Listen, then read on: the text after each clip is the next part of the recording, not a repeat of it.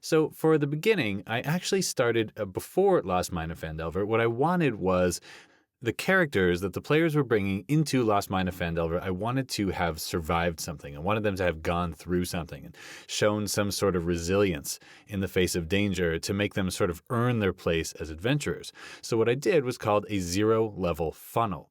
So what that is basically you start a campaign at 0th level. So not first level, 0th level. So these are not adventurers. This is not a first level fighter or a first level wizard or anything. This is literally a baker, a butcher, a candlestick maker. These are people who should not be fighting monsters because they will die.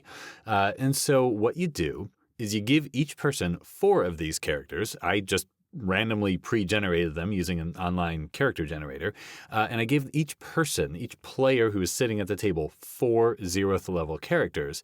And they had really basic stats, like a basic 6 attributes, strength, constitution, etc.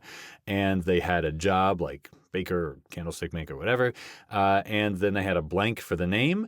And that was it. They didn't even have a weapon because what I wanted them to do was go into this terrible situation that was way over their heads because they felt like something needs to be done. Someone needs to stand up for this town.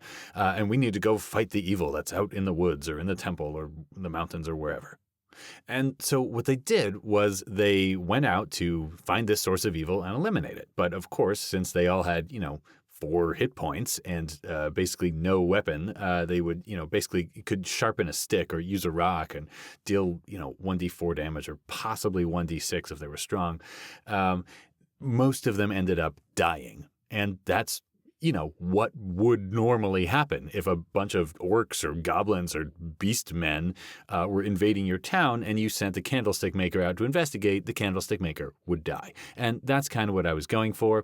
The other thing that I think that this accomplishes is it allows the players to take risks. I think in D&D or any role-playing game, we can fall in love with our characters. We can just feel like we want them to be invincible, and so we don't take risks. We don't want them to die permanently. We want to hold on to that character we spent so much time and energy and creative energy creating that we choose the easiest path and we decide to not take any risks at all and thus make the game less fun. So by giving them 4 characters each, I allowed them to take these risks and to open up these possibilities for more fun role-playing because you know what? If a character dies, you got 3 more.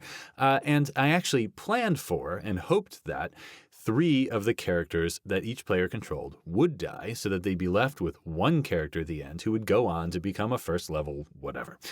So I ran that 0-level funnel and I sent them off into an evil temple underground where beastmen were performing a demonic ritual. Ha ha! What happened? Well, the characters didn't die evenly. For example, one player had 3 of their characters die almost right away when they just rushed into danger and then kind of went, okay, I guess I have to play it more cautiously with my remaining character. And other players had many of their characters survive throughout the entire thing. What did end up happening actually was one person had all 4 of their characters die.